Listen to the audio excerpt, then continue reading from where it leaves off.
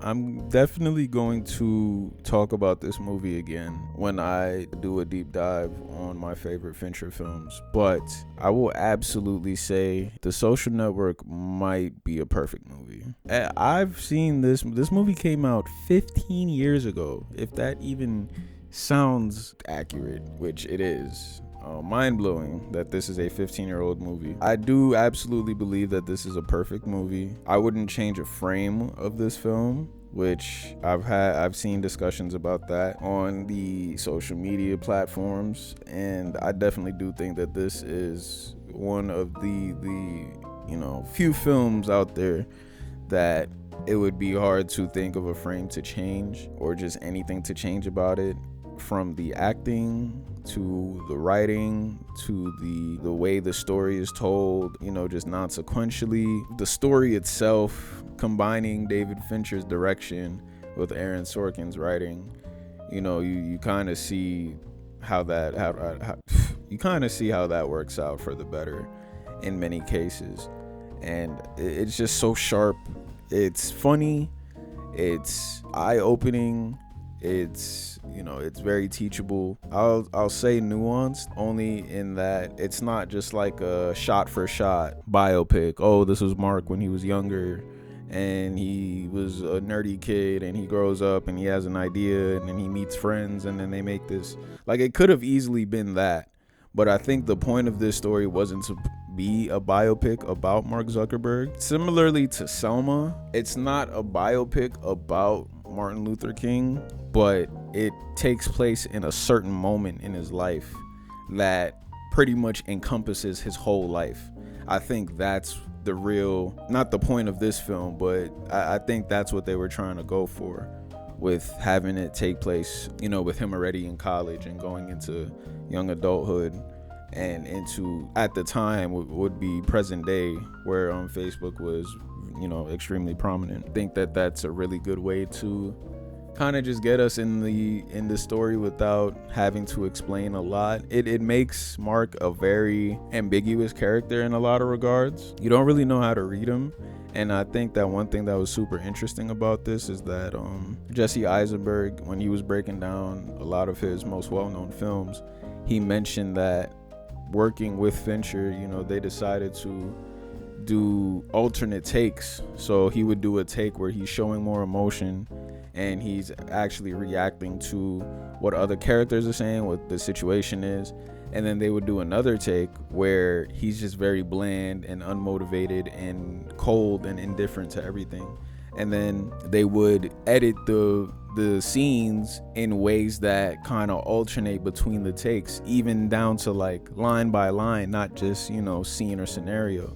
So in one line he'll show emotion, and then the next line he'll just be like super cold and like just distant and removed. And I think that was such a genius way to really make his character just an anomaly, very much a mystery, and also untrustworthy once you see how the story plays out and realize the entire betrayal of the story is pretty massive, especially when you talk about, it's Facebook we're talking about. It's not just like, just some random IP. Like, this is one of the biggest, if not the biggest IP of the century, arguably.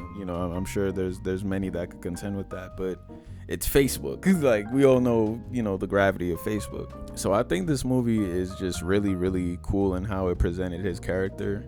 And I think everybody else just, it's just a masterclass in acting, for real. I've always said that I wanted to get more into acting and get in front of the camera. And I've had situations where I've had to act, either, whether it's out of necessity to make my own films or, just helping out, people that need actors. But I do think that this is one that, you can watch and you could pick a lot of details from everybody's performance and understand, how to grow and get better as an actor and just as a lover of the medium yourself. On that point too, I another reason why I love this movie so much is it just ages so beautifully. As we go further and further into the future, and as we grow and as this movie just gets older and older, I feel like it ages so much better because the entire reason that Mark created Facebook, at least through this lens of the story, was to provide a space where people can feel more connected while simultaneously disconnecting everybody from one another. Seeing that Facebook is, super driven with meta right now and virtual reality and AI and whatnot, and just seeing the world that we're developing into and have already developed into in a lot of ways, it's just like, wow, like I don't even think that in 2010 they could have predicted how well this movie would sit. And it's only going to get better as the technology grows. It's only going to get more and more. That's really, really cool for a movie to kind of just stand the test of time like that. I think that was something that was super interesting about just Jesse Eisenberg's take on it again in that GQ video, or was it Variety? It was one of the two. But he was just saying, like, yeah, Mark's whole ideology behind it was to provide a platform that everybody could connect with and be in touch and get into contact, and people want to feel like they're a part of something. There was a certain exclusivity to Facebook initially, and that kind of progressed into it just got more generalized and populated, and but that exclusivity still remained and still remains, because not everybody has a Facebook account, not everybody has an Instagram account, a Twitter account, there's a lot of different TikTok account. The whole idea of social networks now, there's a certain irony in the topic, in the title, because the social network, he created a social network that makes everybody antisocial basically, and he himself is just an extremely antisocial character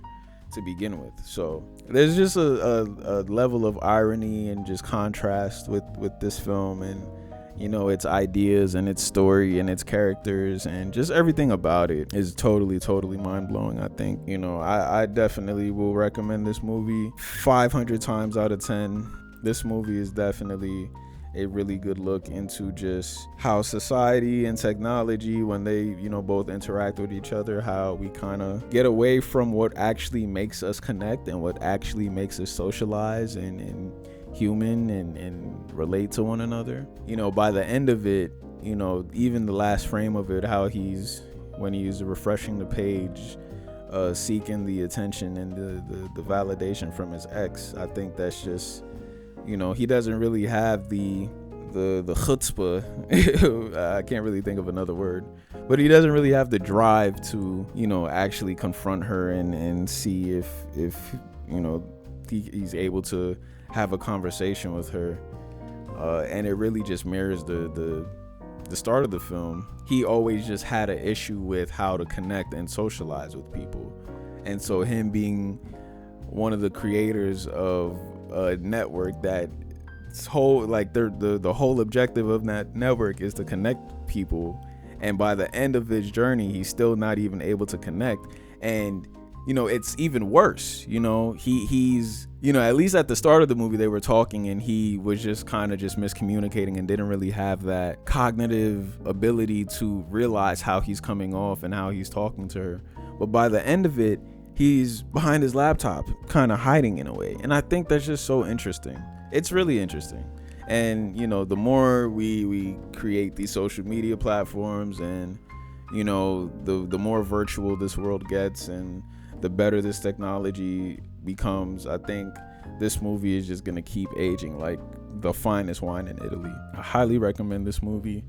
If you haven't watched it, it's a lot of talking. It's a lot of conversational scenes, but every conversation in this film has some relevance to the world that we live in today. So I'm not going to sit here and tell you what happens from front to end, because I'm sure there's a video out there on YouTube somewhere that does that, but these are just my honest to God just thoughts and opinions about why I love this movie so much. Like I said, I wouldn't change a frame, and there's not a lot of movies that I could say that about. So go check it out.